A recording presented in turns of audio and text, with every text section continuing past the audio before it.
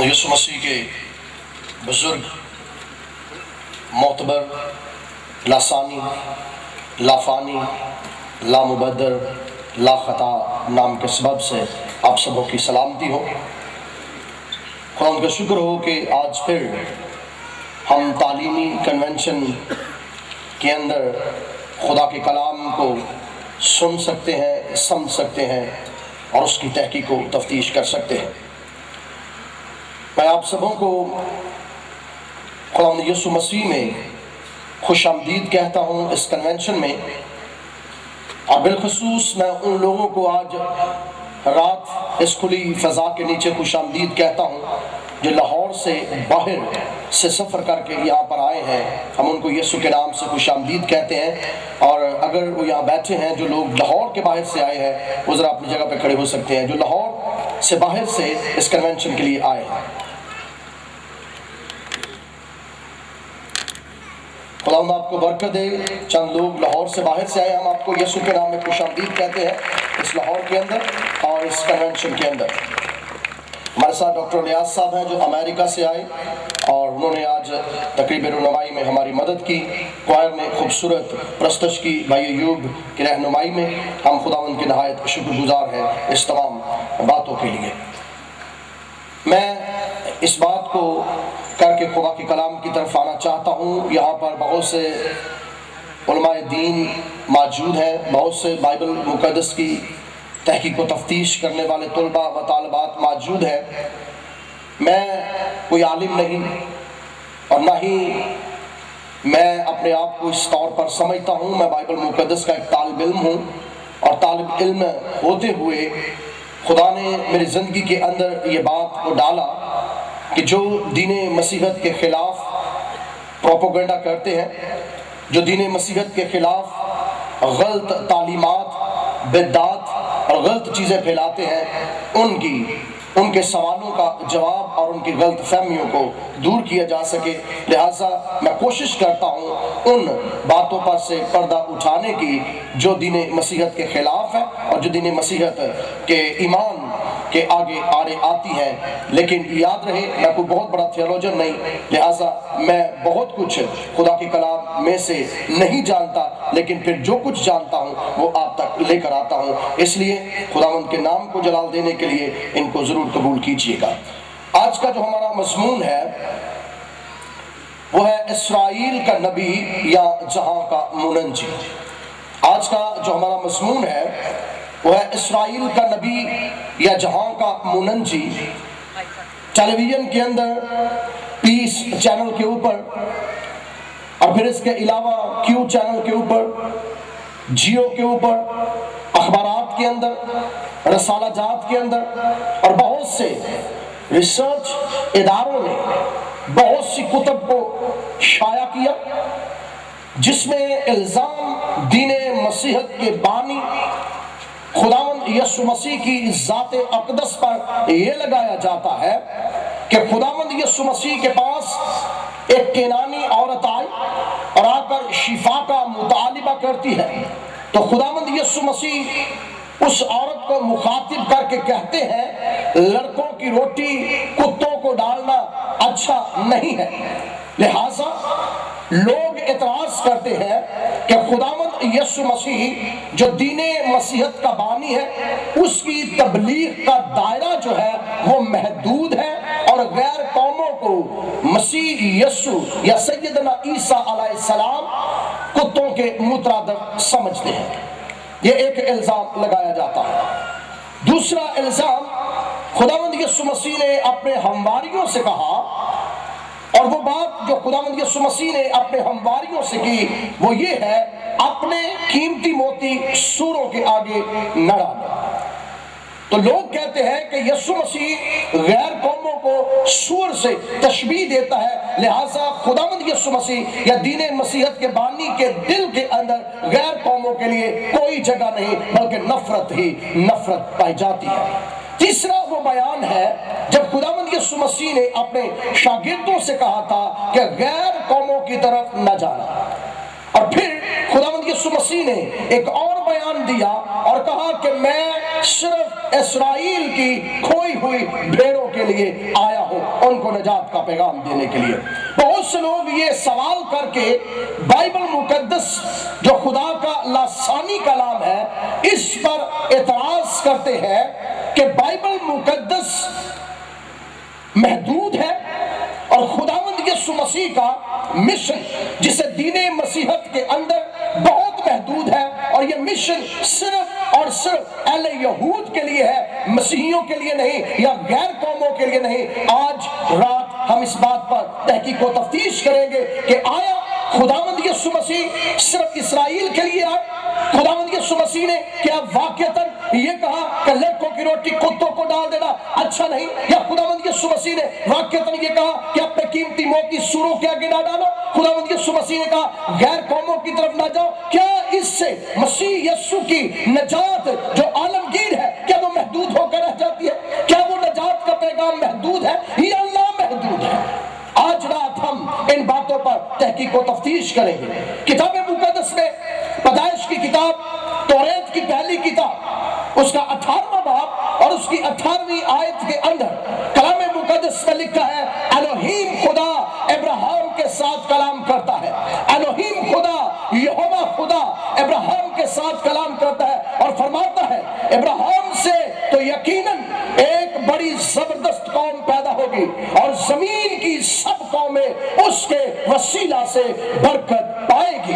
खुदा ने वादा किया अब्राहम से कि तेरे सुल्ब से जो औलाद पैदा होगी, जो कौम तेरे अंदर से पैदा होगी, उस कौम के वसीला से सारी दुनिया बरकत हासिल करेगी। पैदाइश की किताब 12वां बाब और उसकी 3री आयत में लिखा है जमीन के सब कबीले तेरे वसीले से बरकत पाएंगे। और फिर पैदाइश की किताब 22वां बाब 18वीं आयत के अंदर लिखा है तेरी नस्ल के वसीला से जमीन की सब कौमें बरकत पाएंगे। और फिर नए अहदनामा में इमाल की किताब 3रा बाब और उसकी 8वीं आयत के अंदर यूं लिखा है और किताब मुकद्दस से बेशतर से ये जानकर कि खुदा गैर कौमों को ईमान से रास्तबार ठहराएगा पहले ही से इब्राहिम को ये खुशखबरी सुना दी कि तेरे बायस सब कौमें बरकत पाएगी, तेरे बायस सब कौमें बरकत पाएगी। खुदा ने इब्राहिम को पहले ही कह दिया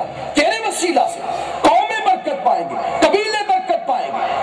खुदा ने इब्राहिम के साथ एक वादा किया कि तेरे सुल्ब से जो औलाद पैदा होगी मैं उसको एक कौम बनाऊंगा और उस कौम के अंदर अपने कलाम को रखूंगा, मैं उस कौम के अंदर अपने पैगाम को दूंगा और वो पैगाम दुनिया की कौमों, कबीलों, उम्मतों, मजहबों के अंदर फैलाएगी। इस वक्त पूरी दुनिया की आबादी जो है वो 6.6 बिलियन है। पूरी दुनिया की आबादी जो है इस वक्त 6.6 बिलियन है। अब 6.6 बिलियन जो पूरी दुनिया की आबादी है इसकी बाबत लिखा है कि दुनिया की सब कौमें तेरे वसीला से बरकत हासिल करेंगी। अब हम ये समझते हैं कि बाइबल मुकद्दस के अंदर जब खुदा ने वादा किया अब्राहम के साथ, अब्राहम से इसहाक पैदा हुआ और इसहाक से याकूब पैदा हुआ और याकूब से बनी इसराइल की आगे बुनियाद चल रही है, तो हम ये समझते हैं कि यहूदियत का आगाज गोया अब्राहम के सुल्ब से हो रहा है, अब्राहम से हो रहा है। इस वक्त पूरी दुनिया के अंदर 6.6 बिलियन आबादी के अंदर सिर्फ 1% लोग ऐसे हैं जो अहले यहूद के साथ ताल्लुक रखते हैं, यानी 14.5 मिलियन 14.5 मिलियन लोग पूरी दुनिया के अंदर ऐसे हैं जो दीन यहूदियत के साथ मुंसलिक है। इसके साथ ही अहले मसीहत आ जाती है जो इब्राहिम के सुल्ब से है, जो इब्राहिम से है। इस वक्त दीन मसीहत की आबादी पूरी दुनिया के अंदर 33% है। 33% पूरी दुनिया के अंदर दीन मसीहत की आबादी है जो 2039 मिलियन बनती है। इसका मतलब है पूरी दुनिया के अंदर 2039 मिलियन जो है वो इस वक्त दीन मसीहत की आबादी है। और अहले इस्लाम जो ये दावा करता है कि हम अब्राहम की नस्ल यानी इस्माइल से है, सो गोया इस वक्त दुनिया के अंदर 19% है, यानी 1226 ملین لوگ اس وقت دین اسلام سے تعلق رکھتے ہیں جو پوری دنیا کے اوپر محیط ہے۔ اس طرح جب خدا نے یہ کہا تھا کہ قومیں تیرے سبب سے برکت پائیں گی، قومیں تیرے نام سے منسوب ہوگی، قومیں تیرے نام سے کہلوائیں گی، اس وقت پوری دنیا کے اندر 53% یعنی 50% سے زیادہ دنیا جو ہے 53% اس وقت دنیا کی آبادی جو ہے وہ ساری کی ساری ابراہیم کے صلب سے کہلاتی ہے اور ابراہیم کے ساتھ منسلک ہے۔ خدا نے وعدہ کیا تھا کہ میں تیری نسل کو کیا برکت دوں گا، میں تیری نسل کو پروموٹ کروں گا، میں تیری نسل کو بڑھاؤں گا۔ اور خدا نے کیوں کہا کہ میں تیری نسل کو بڑھانے کے ساتھ تیرے صلب سے وعدے کے فرزند سے میں توحید کے پیغام کو، میں اپنے کلام کو وعدے کے فرزند کے اندر رکھوں گا، اور وعدے کے فرزند سے جو قوم بنے گی اس قوم کے اندر میں اپنے کلام کو رکھوں گا، یعنی توحید کو رکھوں گا، میں اپنے پیغام کو رکھوں گا، اور انبیاء مرسلین کو، نبیوں کو، پیغمبروں کو، رسولوں کو، تمام تر اشخاص کو میں بنی اسرائیل کے اندر سے بھیجوں گا، اور میں بنی اسرائیل کو پیغام دوں گا تاکہ وہ قوموں کو، قبیلوں کو، امتوں کو بتا سکے کہ اگر نجات حاصل کرنی ہے، اگر گناہوں سے معافی حاصل کرنی ہے، اگر خدا کو جاننا ہے تو دنیا میں کوئی اور خدا نہیں سوائے الوہیم خدا کے، الوہیم خدا کے علاوہ دنیا کے اندر نہ تو کوئی بال خدا ہے، نہ بالیم خدا ہے، نہ استرات خدا ہے، نہ ملکوم خدا ہے، نہ کوئی اور دیوتا خدا ہے۔ اگر خدا کوئی ہے تو وہ یہوہ خدا ہے۔ اس پیغام کو خدا نے ابراہیم کی نسل کو دیا تھا، اس پیغام کو خدا نے ابراہیم کی نسل کو دیا کہ اس پیغام کو لو اور اس پیغام کو لے کر قوموں اور قبیلوں کے اندر پھیل جاؤ۔ خدا نے کہا کہ جاؤ اور جا کر سب قوموں کے اندر اس پیغام کو پہنچا دو۔ آل ابراہیم ابتدائی دور کے اندر جب مصر کے اندر گئے تو بائبل مقدس کی یہ شہادت ہے کہ صرف 70 لوگ تھے۔ جب ابراہیم کی نسل جس وقت مصر کے اندر جاتی ہے تو بائبل مقدس بتاتی ہے اس وقت صرف 70 لوگ ہیں، اور جب مصر کے اندر رہائش اختیار کرتے ہیں تو بائبل مقدس کے اندر لکھا ہے 430 برس تک، 430 برس تک ابراہیم کی نسل نے، ابراہیم کی اولاد نے، یا بنی اسرائیل نے سکونت مصر کے اندر اختیار کی۔ اور جس دن 430 سال پورے ہو گئے تو بائبل مقدس کے اندر لکھا ہے 6 لاکھ لوگ مصر کے اندر سے نکلے، اور یہ 6 لاکھ صرف مرد ہیں، ان میں بچے اور عورتیں شامل نہیں ہیں، یہ 6 لاکھ صرف مرد ہیں بچوں اور عورتوں کے علاوہ۔ اور اگر ہم اس کو یوں کہیں کہ 6 لاکھ اگر مرد ہیں تو ہم 6 لاکھ عورتیں کر لیتے ہیں، 6 لاکھ اگر مرد ہیں تو پھر 6 لاکھ عورتیں ہیں۔ اور اگر اس زمانہ کے حساب سے ہم یہ دیکھیں کہ لوگ اس زمانہ کے اندر کیسے تھے، بچوں کی گروتھ کیسی تھی، میں نے پوری دنیا کی گروتھ ریٹ کا مطالعہ کیا، ایگزیکٹ گروتھ ریٹ جو اس وقت پوری دنیا جو اس بات پر متفق ہے کہ اس زمانہ کے اندر کم از کم 8 بچے ایک خاندان کے اندر ہوا کرتے تھے۔ تو اب ہم اندازہ یوں لگائیں گے کہ اگر اس وقت 6 لاکھ مرد ہیں تو 6 لاکھ ہی پھر عورتیں ہوئی، اور اگر 6 لاکھ عورتیں ہیں تو 48 لاکھ بچے ہوں گے۔ تو اس کی کل تعداد جو بنی اسرائیل کی بنے گی وہ 66 لاکھ کی تعداد ہوگی۔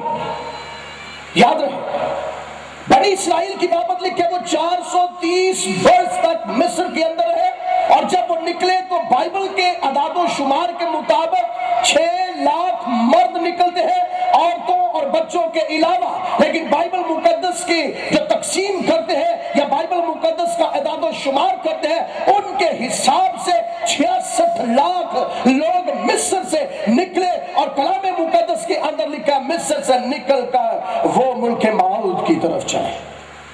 اس دور کے اندر بھی مصر کے اندر تبلیغ کی جاتی تھی، مصر کے بہت سے لوگوں نے یہوہ خدا کو جانا تھا، اور کلام مقدس کے اندر لکھا ہے تبلیغ کا یہ عالم تھا۔ سن لیجئے، یہودی تبلیغ کا یہ عالم تھا، یہودی منادی کا یہ عالم